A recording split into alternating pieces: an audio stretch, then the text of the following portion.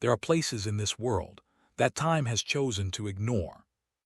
Places that sit on the edges of our maps, hidden by fog, buried under centuries of silence, and erased from the pages of history books. We like to believe that history remembers everything. We build statues for heroes. We write songs for battles. We preserve the ruins of great palaces. But there is a shadow side to history. There are structures built not to remember, but to forget. Tonight, we are going to walk into one of them. Imagine, if you can, a landscape where the sun never feels warm. The air is heavy, thick with moisture, and the smell of ancient, wet stone is everywhere. This is the story of the forgotten prison, a place designed with a single, terrifying purpose, not to punish the body, but to dissolve the soul. It was known as the place where people entered, but never returned. Let us begin at the approach. To find this place, you must leave the main road. You must leave the comfort of the villages and the towns.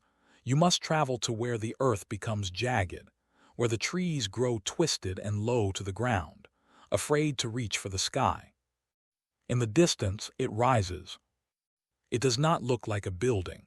It looks like a part of the mountain itself, a geometric wound in the rock. The walls are not made of bricks.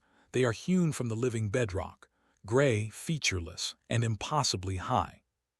There are no windows, not on the lower levels, and not on the upper levels, just sheer, vertical stone slick with rain stretching up into the gray mist. The architects who designed this, they did not want you to look out, and they certainly did not want the world to look in. As you get closer, the sound of the world fades away. The birds stop singing here. The wind changes its tone. It stops being a breeze and becomes a low, hollow moan, rushing through the cracks in the canyon. This is the first layer of the prison's defense: isolation. Before a prisoner even saw a guard, before they even saw a chain, they were already broken by the landscape. Imagine being brought here, perhaps in a wooden cart with rusted wheels, or perhaps on a small boat if the prison sat on water. Your hands are bound, a hood is over your head. You are disoriented, terrified. But you can feel the change in the atmosphere.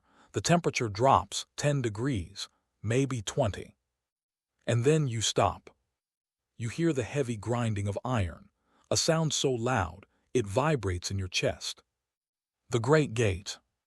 In the history of this prison, that sound, the grinding of the Great Gate, was the last sound of the outside world that thousands of people ever heard. The hood is pulled from your head, and you look up. You see the archway. It is massive, built to make a human being feel small, insignificant, like an insect standing before a god. Torches flicker in iron brackets on the walls, but they do not give comfort.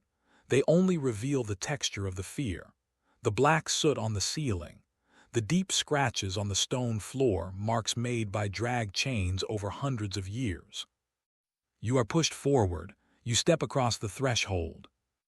And the moment your foot touches the floor inside, you have crossed a line that cannot be uncrossed. You have left the world of the living and entered the world of the waiting. The architecture of the interior is a weapon. Normally, we think of architecture as shelter, walls to protect us from the wind, roofs to keep us dry, windows to give us light. But here, the architecture is hostile. The corridors are narrow, so narrow that two men cannot walk abreast. This was intentional. It forces you to walk alone. Even if you are surrounded by guards, you are solitary. The ceiling is low. It presses down on you, a constant psychological weight, reminding you that you are underground, buried. There is no natural light here. Day and night do not exist. There is only the torchlight and the shadow. And the shadows here are long. They seem to move on their own, stretching across the damp walls like black fingers. Walk with me deeper into the complex. Can you hear that? It is the sound of water, always water, dripping from the ceiling, running down the walls in slow, silent rivulets, pooling in the uneven stones of the floor. It creates a rhythm, drip, drip, drip, a metronome of madness. This dampness penetrates everything. It rots the clothes on your back. It rusts the iron of the shackles. And eventually it settles into your bones, an ache that never goes away. The prison was built downwards, like an inverted tower. The reception area, where the guards drank wine and played cards, was near the surface. Here the air was still breathable. Here there was still a connection to the sky. But the prisoners, they were sent down. Down the spiral. The spiral was a central staircase, cut directly into the rock shaft. It had no railing, just a sheer drop into the darkness below. As you walked down the spiral, the air grew stale. Less oxygen, more dust, more decay. It was said that the deeper you went, the less human you became. Level 1, Level 2, Level 3. Each level had a different smell. The upper levels smelled of unwashed bodies and old food, unpleasant but alive. But the lower levels, they smelled of earth and cold iron and something else, something sweet and metallic, the smell of despair. The architects understood something profound about human psychology. They knew that hope is tied to altitude. We look up when we pray. We look up for the sun. We climb up to see the horizon. So to break a man, you must force him down. You must place him deep within the belly of the earth, where the weight of the mountain sits directly on top of his chest. Let us pause here, on the landing of the 4th level. Look at the doors. These are not modern prison cells with open bars where you can see the guard walking past. No, those came much later in history. In this forgotten prison, the doors are solid oak, thick, reinforced with bands of black iron. There is no viewing slot. There is only a small feeding hatch at the bottom, barely large enough for a bowl of gruel to slide through. When that door is closed, the prisoner is sealed in a box of stone. Silence becomes the only companion. But it is not a peaceful silence. It is a heavy, ringing silence, the kind of silence that makes your ears hum, the kind of silence where you can hear the blood rushing in your own veins. Thump, thump, thump. Occasionally, a sound breaks the silence, a scream from 3 levels down, or the clang of a metal door slamming shut. But these sounds don't help. They echo. They bounce off the wet stone walls, distorted, confusing. You can never tell where the sound is coming from. Is it near? Is it far? Is it real? Or is it just a memory playing tricks on your mind? This creates a sense of dislocation. The prisoner loses their sense of space. They don't know if they are in a vast hall or a coffin. They are trapped in the architecture of silence. Why was this place built? Why did they need a prison so terrible that people were afraid to even whisper its name? It was not for common criminals. Thieves and murderers were hanged in the town square. Their punishments were public, quick, visible. No, this place was reserved for a different kind of threat: political prisoners, fallen aristocrats, writers who asked the wrong questions, generals who became too popular for the king's liking. These people could not be executed publicly. To kill them in public would make them martyrs. It would give the people a symbol to rally around. So the regime needed a third option, not life and not death. They needed disappearance. They needed a place that acted like an eraser, a place that could swallow a man whole until the world forgot he ever existed. And that is exactly what this structure was designed to do. Once you passed that heavy iron gate, your name was left behind. You became a number or a cell location. The occupant of the North Keep, the shadow in cell 42. The paperwork was destroyed. The letters were burned. The family was told nothing. It was as if you had stepped off the edge of the world.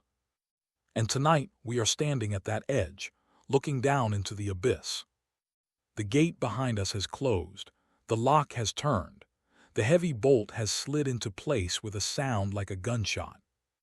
We are inside now. There is no turning back. The descent has begun. We have seen the walls. We have smelled the damp air. We have felt the weight of the stone. But we have not yet met the inhabitants. We have not yet seen what happens to a human mind when it is left alone in the dark for 1,000 days. The stone is cold, the torch is burning low, and the silence is waiting. The sound of the key turning in the lock is a sound that stays with you forever. It is a sharp, metallic bite, followed by the heavy thud of the bolt sliding home. And then the footsteps of the guard walking away, leather on stone, fatting, gone. Now you are alone. In the modern world, we do not know true darkness. We have streetlights. We have the glow of our phones. We have the little red standby lights on our televisions. Even at night, our world is painted in shades of gray and blue. But in the forgotten prison, darkness was absolute. It was not just a lack of light. It was a presence, a physical weight that filled the cell like black water. You hold your hand up in front of your face. You wiggle your fingers, and you see nothing, absolutely nothing. Your eyes strain. They widen, desperate for a single photon of light to latch onto, but there is nothing to find. After a few hours, or maybe a few days, a strange phenomenon begins. Psychologists call it the prisoner's cinema. When the brain is starved of visual input, it begins to panic. It cannot handle the void, so it starts to invent things. Prisoners would report seeing flashes of light, geometric patterns spinning in the air, colors that don't exist in nature, neon greens, violent purples. They drift across the blackness like ghosts. At first it is almost beautiful, a light show just for you, but soon the shapes turn into faces, distorted, screaming, or worse, the faces of the people you left behind. Your wife, your child, staring at you from the corner of the cell, silent, accusing. You reach out to touch them, but your hand only meets the cold, wet stone. The stone becomes your universe. With sight gone, your sense of touch becomes hypersensitive. The prisoners here knew every inch of their cells by feel. Imagine running your fingertips over the wall. Mile after mile of tactile exploration in a room only 6 feet wide. You find a crack in the mortar. That crack becomes your best friend. You trace its shape. Does it look like a river? Does it look like a lightning bolt? You find a patch of moss growing in the corner where the damp leaks in. It feels soft, velvet, a tiny piece of life in a tomb of dead rock. You might spend 3 hours just stroking that patch of moss, because it is the only thing in your world that is soft. This is the psychology of stone. The environment forces you to obsess over the microscopic. A spider weaving a web across the ceiling becomes an event of massive importance. You listen to the spider. You imagine the spider's life. You envy the spider, because the spider can leave. And then there is the cold. It is not a sharp, biting cold like a winter wind. It is a stagnant cold, a dampness that seeps through your skin and settles in your marrow. There is no way to get warm. The blankets, if you were lucky enough to get one, were thin, usually made of rough wool, smelling of mold, and always slightly damp. You curl into a ball, knees to chest, arms wrapped tight, trying to preserve the little heat your body generates. Shivering becomes your constant state of being. Your teeth chatter, not just for minutes, but for hours, until your jaw aches, until the shivering creates a rhythm that lulls you into a strange, exhausted trance. But the most dangerous enemy in the cell was not the cold, and it was not the darkness. It was the loss of self. Who are you? You are John, or William, or Marie. You are a blacksmith, a writer, a mother. You define yourself by what you do, by who sees you, by the reflection in the mirror. But here there are no mirrors. Days turn into weeks, weeks into months. You cannot see your own face. You cannot see your body changing. You feel your ribs protruding. You feel your beard growing long and matted, but you cannot see it. You begin to forget what you look like. The image of your own face fades from your memory, like a painting left out in the rain. And then you stop speaking. Why speak? There is no one to hear you. If you talk to yourself, you feel insane, so you stay silent. But the voice is a muscle. If you don't use it, it atrophies. History records stories of prisoners released after 20 years. When they were asked their name, they opened their mouths, but only a croak came out. They had forgotten how to use their vocal cords. They had forgotten the shape of words. They had become part of the silence. Let us look closely at the floor of the cell, the visual history of madness. If you shine a light here, you see the scratches. Not on the walls, but on the floor, deep grooves worn into the solid stone. Why? Because of the packing. 3 steps forward, turn 3 steps back, turn 3 steps forward, turn. A tiger in a cage does this, and a human does it too. Thousands of miles walked, without ever leaving a 6-foot box. This rhythmic movement is a coping mechanism. The body needs to move. The kinetic energy of anxiety needs to go somewhere, so they walked, until their feet bled, until the stone wore down under their heels. We can still see those tracks today in the ruins of old dungeons, ghostly paths, marking the infinite journey to nowhere. But amidst this crushing isolation, something remarkable happens, something that the architects of the prison did not expect, and perhaps could not prevent. The human mind is stubborn, it is resilient, like a weed pushing through concrete. When the external world is taken away, the internal world expands. Some prisoners retreated into memory. They would rebuild their childhood homes in their minds, brick by brick. They would walk through the rooms, touch the furniture, smell the Sunday dinner cooking. They would live entire days in the past, perfectly preserved, safe from the cold stone of the present. Others turned to invention. There are stories of mathematicians who were imprisoned, without paper, without ink. They solved complex equations in their heads, visualizing the numbers floating in the darkness, deriving formulas that would later change the world, all while sitting in a pile of dirty straw.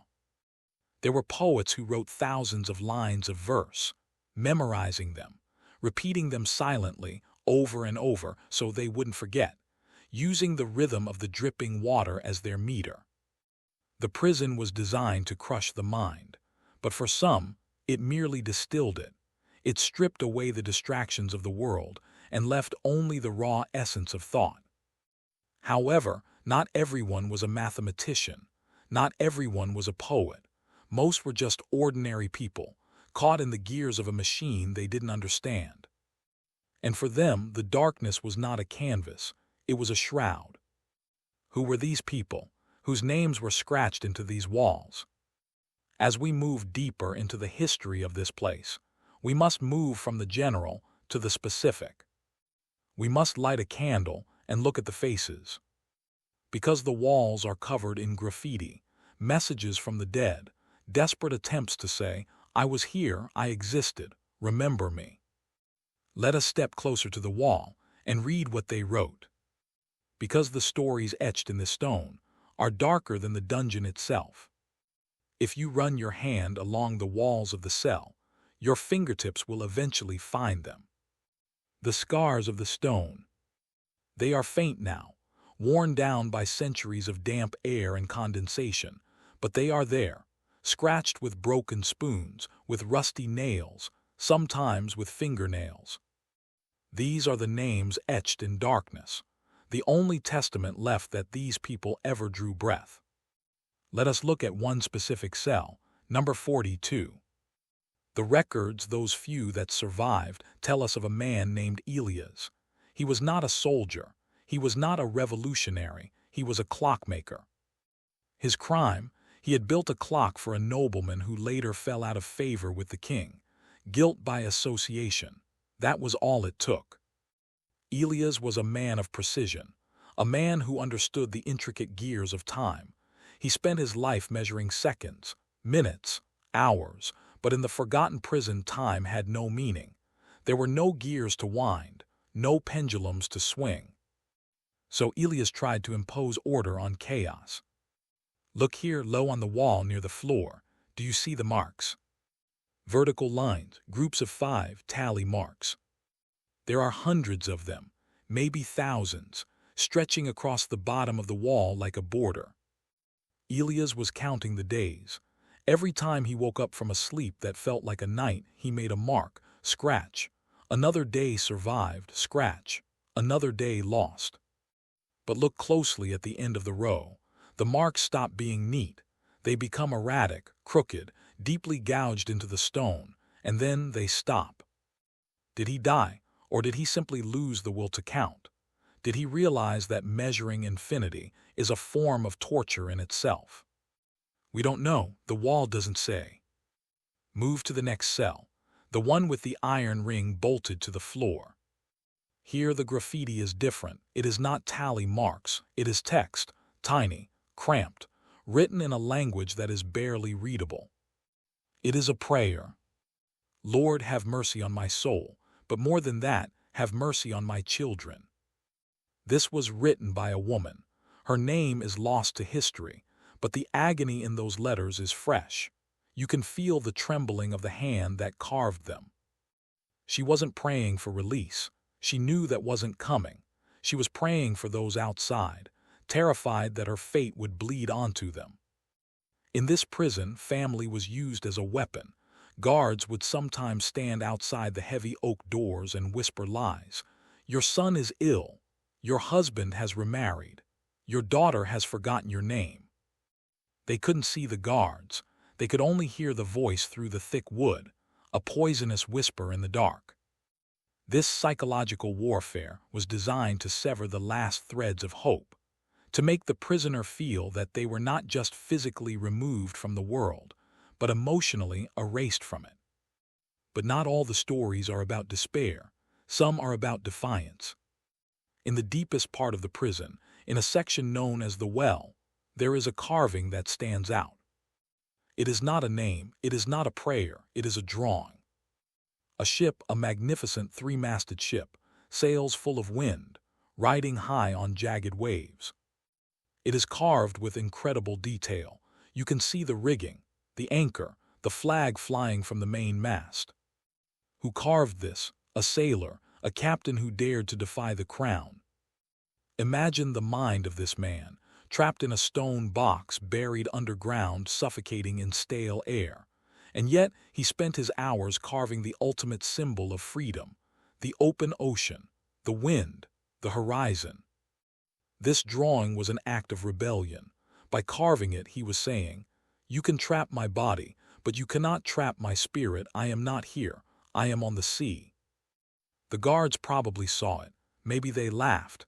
Maybe they beat him for damaging the wall, but they couldn't take the image away. It remained, a ghost ship sailing through the stone.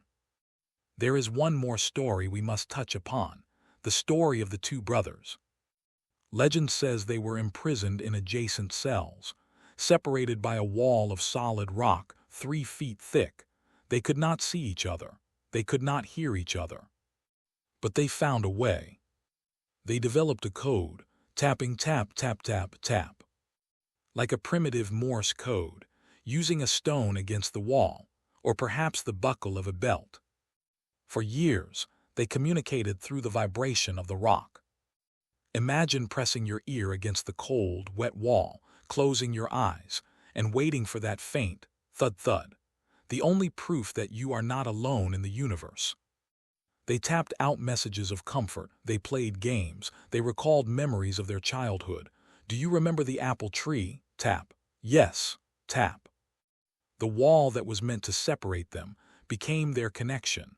The stone became a conductor of love. But then, one day, the tapping from the other side stopped. The brother on the left tapped his question. Are you there? Silence. Brother, silence. He tapped for days, then weeks, until his knuckles were raw and bloody, until he was just beating his fists against the silence. He never knew if his brother had been released, or if he had died, or if he had simply been moved to another cell to break the connection. The silence that followed was heavier than any chain. These walls are not just stone, they are a library of tragedy, written in scratches and gouges. When you walk through these corridors today, you are walking through a graveyard of voices, voices that refuse to be silenced, even when the air was sucked out of the room. But as the years dragged on, as the scratches on the walls multiplied, something else began to happen to the prisoners. Something deeper than loneliness, something more fundamental than despair. They began to lose the concept of time itself. The sun was gone, the moon was gone, the seasons were just a memory. How do you survive when tomorrow looks exactly like yesterday? When the clock stops ticking and existence becomes a flat, endless gray line? Let us move to the next chapter, to the illusion of time, where day and night merge into one. Time is a construct. We measure it by the rotation of the earth, by the rising and setting of the sun, by the changing of the seasons, leaves turning brown, snow falling, buds blooming. But in the forgotten prison, nature has been evicted. There is no sunrise, there is no sunset, there is no winter or spring, there is only now. A perpetual stagnant now. For a prisoner, this loss of time is the first step towards the disintegration of reality. At first you try to keep track. Like Elias the clockmaker, you count the meals. If they feed you twice a day, then 2 bowls of gruel equals 1 day. 14 bowls equals 1 week. But the guards knew this, and the system was cruel. Sometimes they would not bring food for what felt like 2 days. Sometimes they would bring 3 meals in quick succession, deliberately messing with the rhythm, breaking the internal clock. Was that breakfast or dinner? Have I been asleep for an hour or a whole day? The biological clock, the circadian rhythm, begins to drift. Without sunlight to reset the brain, the sleep cycle fractures. Prisoners would find themselves awake for 30 hours, then sleeping for 4, then awake for 10, then sleeping for 20. Day and night bleed into a single gray smear. This is the gray twilight of the soul. In this timeless state, memory begins to fail. We anchor our memories to time. I got married in the summer. My father died in the winter. But here I was imprisoned when? Was it yesterday or 10 years ago? There were prisoners who entered as young men, full of fire, hair dark and thick. They sat in the darkness thinking about their revenge, planning what they would do when they got out. They felt like they had been there for maybe a few months, but when they looked at their hands, the skin was wrinkled, the veins were prominent, their hair had thinned and turned white. Time had stolen their lives while they weren't even looking. It had evaporated like water in a desert. This realization that you have lost years without noticing is a unique kind of horror. It is the horror of the thief you cannot see.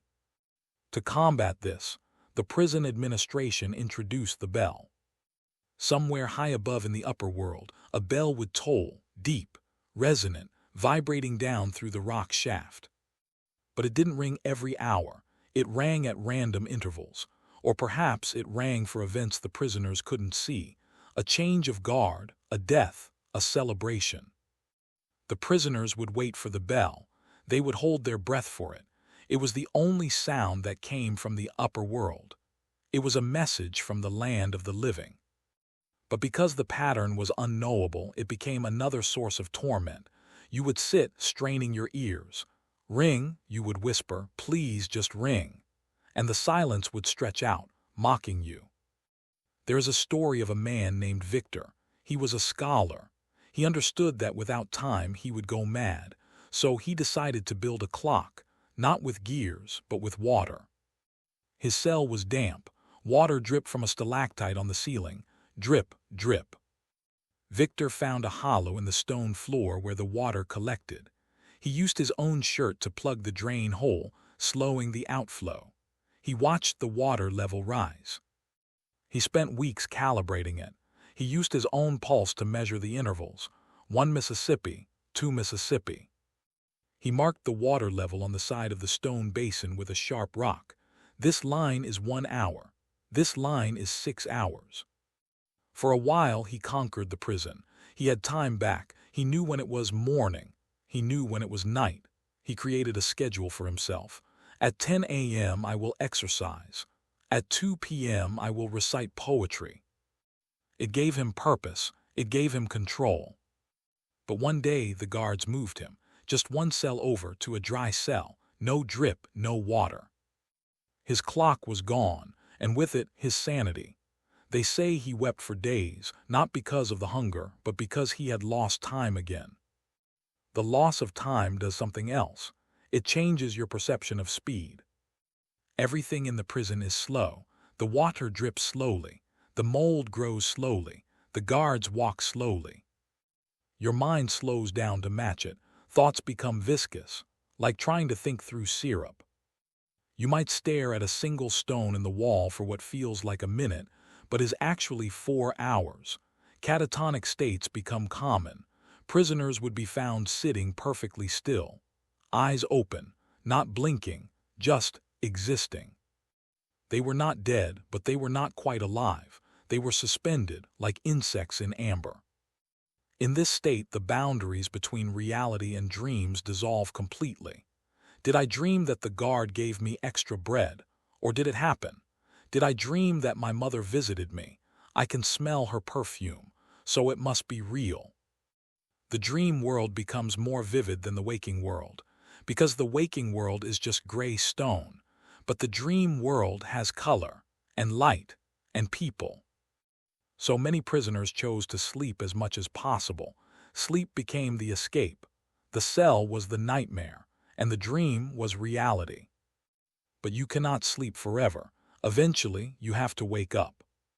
And when you do, you hear the footsteps, the heavy boots coming down the corridor. Not the food guard, not the water guard, but a different stride, authoritative, slow, deliberate. The warden. He is the master of this timeless domain. He is the only one who holds the keys, and he is coming to visit. Why? What does he want? In a place of forgotten men, why does the man in charge come down into the dark? Let us meet him. Let us understand the power dynamic between the one who holds the key and the one who waits behind the door. There is a sound more distinct than the dripping water, more distinct than the wind in the shafts. It is a sound that cuts through the stagnant air like a knife. Ching ching. The jingle of heavy iron keys hitting against each other. To a free man, keys represent safety, access, home. But to a prisoner, keys are the sound of God. Because the man who holds the keys decides everything. He decides if you eat. He decides if you sleep. He decides if you live or if you simply fade away. Enter the warden.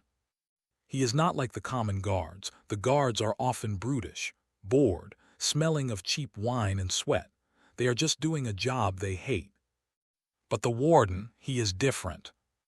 He is usually an educated man, dressed in fine clothes that seem out of place in the damp gloom, a velvet coat, polished boots that shine in the torchlight. He does not shout. He has no need to shout. He speaks in a soft, low voice, almost a whisper, which forces you to lean in, to listen. He represents the system, cold, rational, and utterly indifferent to your suffering. Imagine the scene. You have been in the dark for weeks, maybe months. You are dirty, starving, your eyes are sensitive. Suddenly the heavy lock turns. The door creaks open. Blinding light floods the cell. You cover your eyes, gasping in pain. And when your vision clears, there he stands, framed in the doorway, a silhouette of absolute power. He steps inside. He brings a chair. He sits down. He looks at you, not with anger, but with curiosity, like a scientist looking at a specimen in a jar. How are you sleeping? He might ask. Is the room to your liking? It is a cruel joke, but he delivers it with a straight face. This is the psychological torture of the warden. He brings the illusion of civilization into a place of barbarism. He might bring a piece of fresh fruit, an apple, red, shiny, smelling of the orchard. He places it on the small stool between you. You stare at the apple. Your mouth waters, your stomach cramps, you want to grab it, devour it. But you don't, because you know there is a price. We just need a name, he says softly. Just one name, and you can walk out of here. You can feel the sun on your face this afternoon. He dangles freedom in front of you, just like the apple. He knows about your family. He asks about your children by name. Little Thomas must be growing tall, he says. Does he remember his father's voice? He twists the knife, gently, surgically. He is not trying to break your bones. He is trying to break your loyalty, your identity. He wants you to betray yourself, because once you do that, once you sell your soul for an apple or a blanket, you belong to him, forever. But let us look at the warden from a different angle. Let us turn the camera around. Does he enjoy this, or is he in a way a prisoner too? Think about it. To keep men in the dark, you must stay in the dark with them. The warden spends his days underground, breathing the same bad air, hearing the same screams, walking the same damp corridors. He goes home at night to his warm house, but does he ever really leave? Does he wash the smell of the prison off his skin, or does it cling to him? There are diaries of old jailers that reveal a deep, creeping madness. They became obsessed with their prisoners. They started to see themselves as the father of this twisted family. They felt a strange responsibility, a possession. These are my men. This is my kingdom. The line between the jailer and the jailed begins to blur. They are locked in a dance together. Neither can exist without the other. The interview ends. You did not give him the name, or maybe you did, it doesn't matter now. He stands up. He brushes a speck of dust from his coat. He picks up the apple, or leaves it there to rot depending on his mood. He walks to the door. And then you see them, hanging from his belt. The keys. A heavy iron ring, dozens of them, long shafts, intricate teeth. You stare at them. If you could just reach out, if you could just grab them. But he knows, he sees your eyes, he smiles, a thin, humorless smile. He steps out, the door slams, the darkness rushes back in, suffocating, instant. And then the sound again. Click, thud, ching, ching, ching. The sound of him walking away, taking the world with him. Leaving you alone with the echo of his voice, and the dangerous seed he has planted in your mind. Hoping. He offered you a way out, even if it was a lie, even if it was a trap. He reminded you that there is an outside. And that is the most dangerous thing of all. Because hope in a place like this, hope is not a comfort, hope is a poison. It makes the waiting harder, it makes the darkness darker. Let us explore the anatomy of hope, and why in the forgotten prison it was the thing that killed you fastest. We are taught from a young age that hope is a virtue. Never give up hope. Hope springs eternal. It is the engine that drives human survival. But in the forgotten prison, hope was a sickness. Imagine a man treading water in the middle of a vast, dark ocean. If he knows there is no land for 1,000 miles, he might accept his fate. He might find a strange peace.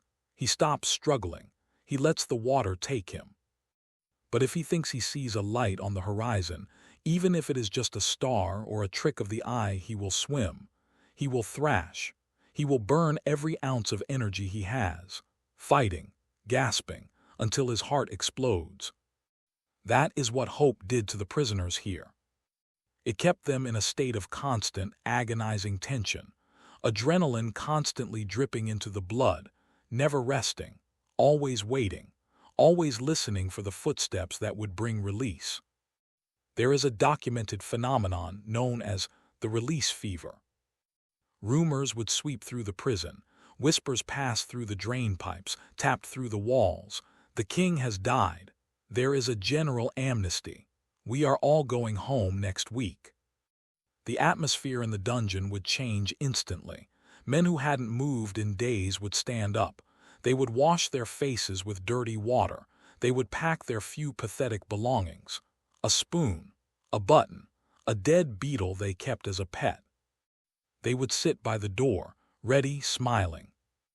They would spend the last night talking about what they would eat: roast chicken, warm bread with honey, wine that tastes like summer. The morning would come, and nothing would happen. The guards would bring the gruel, the door would lock, the day would pass, then the night. And slowly, crushingly, the realization would set in. It was a lie, or a mistake, or just a cruel fantasy born of desperation. The crash that followed the release fever was often fatal. Men would simply collapse. Their bodies, having used up all their reserves for the trip home, would just give up. Heart stopped. Breath ceased. They died of a broken heart, quite literally. The wise prisoners, the ones who survived for 20 or 30 years, learned to kill hope. They treated it like a dangerous intruder. If a thought of freedom entered their mind, they pushed it out.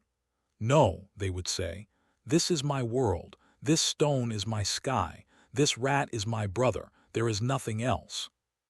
They practiced a form of radical acceptance.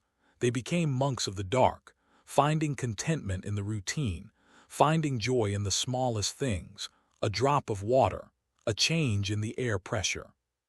By accepting that they would never leave, they became free of the pain of wanting to leave. But there were others who took a different path, the planners. These men did not hope for release, they planned for escape. The anatomy of an escape in a place like this is a study in impossible odds.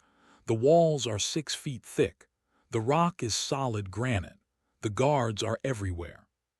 But the human mind loves a puzzle. There are legends of escapes, most are myths, but some are true. Consider the story of the mole, a prisoner who spent 7 years digging.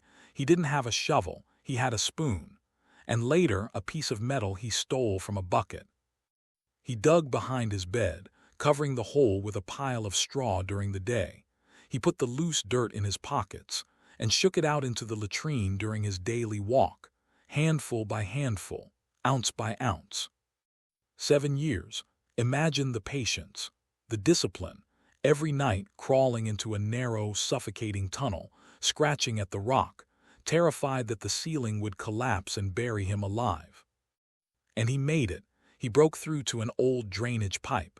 He crawled through raw sewage for a mile and emerged into a river under the stars. He was free. But the story doesn't end there. Most escape stories end with the freedom, but history is messier than that. He was free for 3 days. He was found sleeping in a barn, exhausted, starving. He had forgotten how to live in the world. He didn't know how to buy food. He didn't know how to speak to people. He looked like a wild animal. The local farmers turned him in, not out of malice, but out of fear. He was brought back, not to his old cell, but deeper, much deeper. To the place where they put the ones who try to run. The place where hope is not just discouraged, it is physically impossible. The oubliette. The word comes from the French oublier, to forget. It is the architecture of ultimate erasure, a hole in the ground, a bottled dungeon, where the only way in is from the top, and there is no way out. Let us go there now, to the deepest, darkest point of the prison, the place where the story ends, and where the silence is absolute. We have reached the bottom. We have descended past the reception rooms, past the common cells, past the high-security dungeons. We are now in the bowels of the mountain, the bedrock. Here there are no corridors, there are no doors with locks, there are only holes in the floor. Round, black, open mouths waiting to swallow. This is the oubliette. The design is simple, diabolically simple.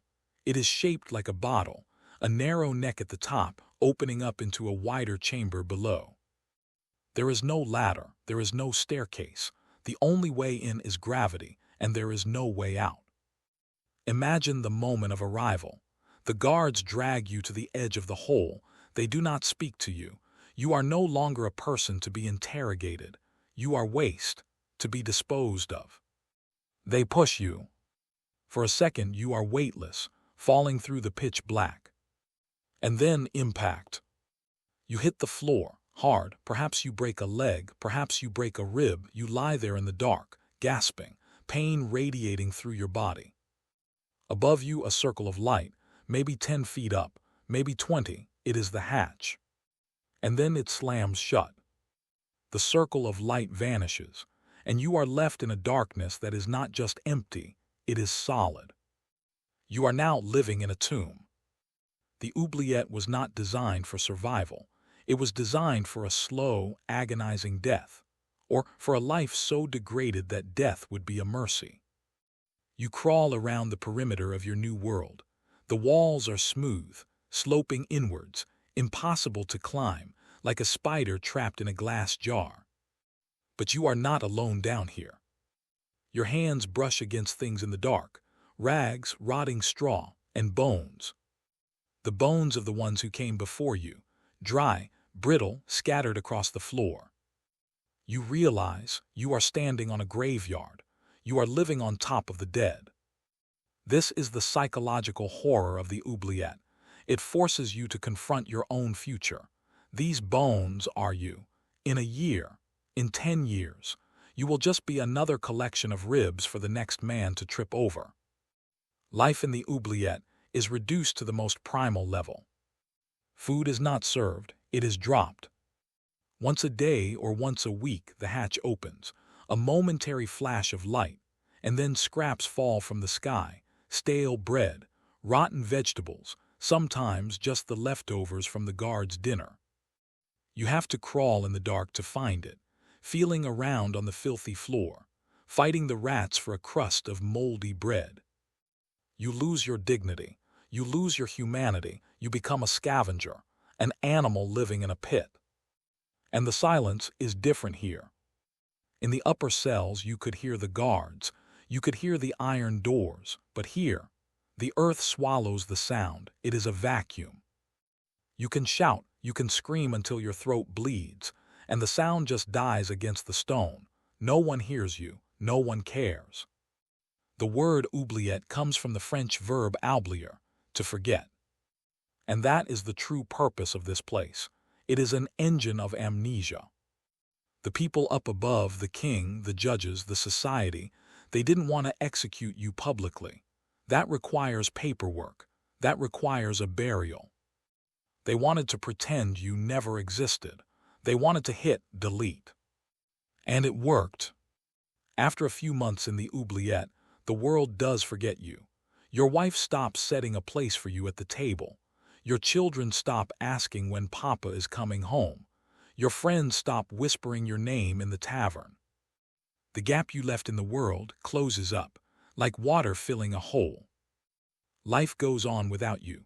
The sun shines, markets open, wars are fought, lovers marry. And you are down here, in the dark, existing but not existing. This is the ultimate horror of the forgotten prison, not the torture, not the hunger, not the cold, but the insignificance. To be a human being is to matter, to have an effect on the world, to be seen. But here you are unseen.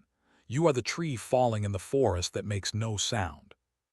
As the years pass in the pit, the prisoner's mind usually shatters completely.